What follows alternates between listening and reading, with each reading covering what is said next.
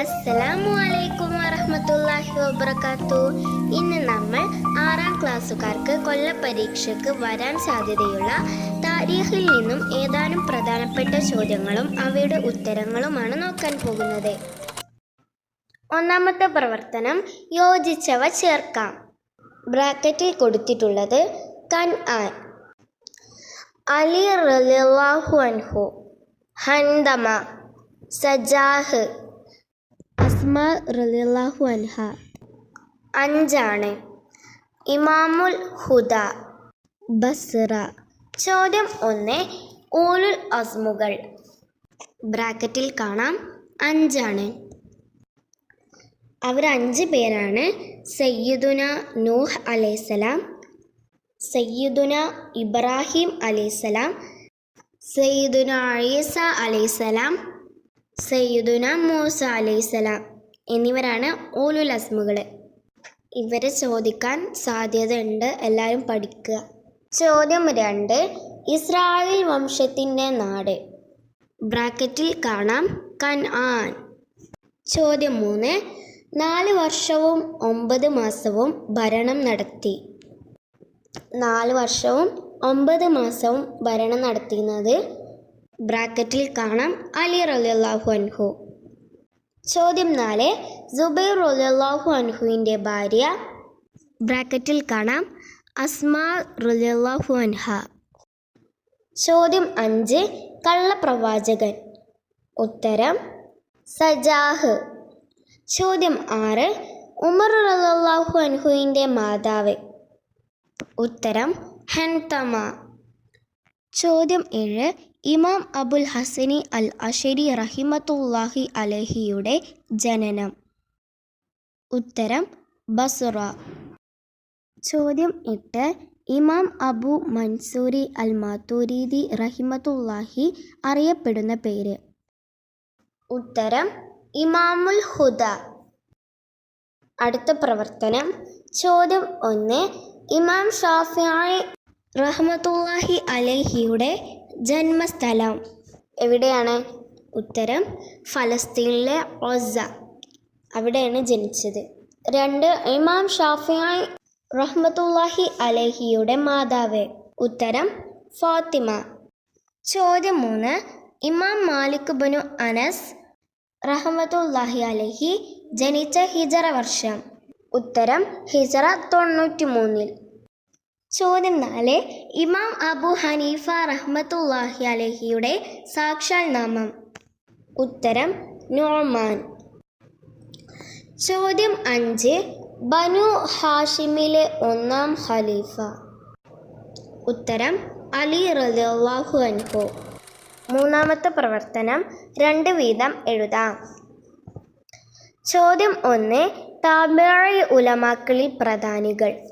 ഉത്തരം ഹമ്മാദ് ബനു അബി സുലൈമാൻ, നാഫിഅ, സലമത്ത് ബനു കുഹൈൽ, ആമിറു ഷാബി, ഇക്രിമ, അതാ, ഖതാദത്ത്, സുഹരി, യഹ്യ ബനു സഈദ്, അബു ഇസ്ഹാഖ്. ചോദ്യം 2 ഉസ്മാൻ റളിയല്ലാഹു അൻഹുവിൻ്റെ ഭരണ പരിഷ്കാരങ്ങൾ. ഉസ്മാൻ റളിയല്ലാഹു അൻഹുവിൻ്റെയും ഉമർ റളിയല്ലാഹു അൻഹുവിൻ്റെയും ഭരണ പരിഷ്കാരങ്ങൾ ചോദിക്കും. അപ്പോൾ എല്ലാവരും അത് പഠിക്കുക, അങ്ങോട്ടും ഇങ്ങോട്ടും മാറരുത്.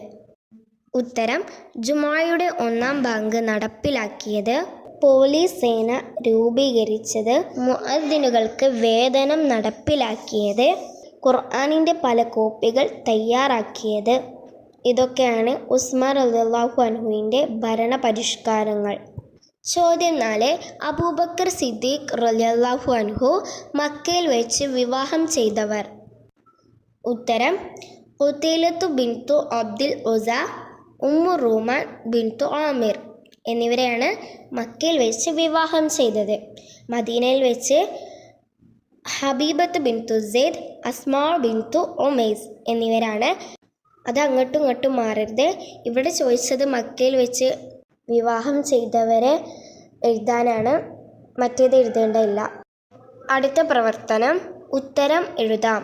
ഒന്ന്, ഇമാം മാത്തുരീദി റളിയല്ലാഹു അൻഹു വഫാത്തായ ഹിജറ വർഷമേത്? ഉത്തരം 333 അഥവാ 333. ചോദ്യം 2, ഇമാം അഹ്മദ് ബിൻ ഹംബൽ റഹ്മത്തുള്ളാഹി അലൈഹിയുടെ ജനാസ നിസ്കാരത്തിൽ എത്ര പേർ പങ്കെടുത്തു? എത്രയാണ്? ഉദ്ദേശം 8 ലക്ഷം പേർ. ചോദ്യം 3, ഇമാം ഷാഫിഈ റഹ്മത്തുള്ളാഹി അലൈഹിയുടെ 4 മക്കൾ ആരെല്ലാം? ഉത്തരം മുഹമ്മദ്, ഹസൻ, ഫാത്തിമ, 4മത്തത് സൈനബ്. ചോദ്യം 4, ഇമാം അബു ഹനീഫ അൽ കൂഫി റഹ്മത്തുള്ളാഹിയുടെ ഖബർ എവിടെയാണ്? ഉത്തരം ബാഗ്ദാദിലെ മഖ്ബറത്തുൽ ഖൈസറാനിലാണ് ഖബർ. ചോദ്യം 5, ഉമർ റളിയല്ലാഹു അൻഹുവിൻ്റെ ജനനം എന്നായിരുന്നു? ഗോത്രം ഏതാണ്? ക്രിസ്താബ്ദം 584 ഖുറൈശിൽ ബനു അദിയ് ആണ് ഗോത്രം. അടുത്ത പ്രവർത്തനം ഭരണകാലം എഴുതാം. ചോദ്യം 1, അബൂബക്കർ റളിയല്ലാഹു അൻഹുവിൻ്റെ ഭരണകാലം എഴുതാനാണ്. ഉത്തരം 2 വർഷവും 3 മാസവും. ചോദ്യം 2, ഉസ്മാൻ റളിയല്ലാഹു അൻഹുവിൻ്റെ എത്ര കാലമാണ്? 12 വർഷം. 3മത്തത് ഉമർ റളിയല്ലാഹു അൻഹുവിൻ്റെ എത്രയാണ്?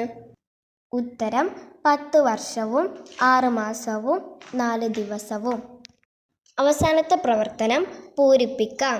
ചോദ്യം 1, ഇമാം അഹ്മദ് ബിൻ ഹംബൽ റഹ്മത്തുള്ളാഹി അലൈഹി ഡാഷ് ഗോത്രത്തിലെ ഡാഷ് മകൻ മുഹമ്മദ് എന്നിവരുടെയും മകനായി ഹിജറ ഡാഷ് ബാഗ്ദാദിലായിരുന്നു ജനനം.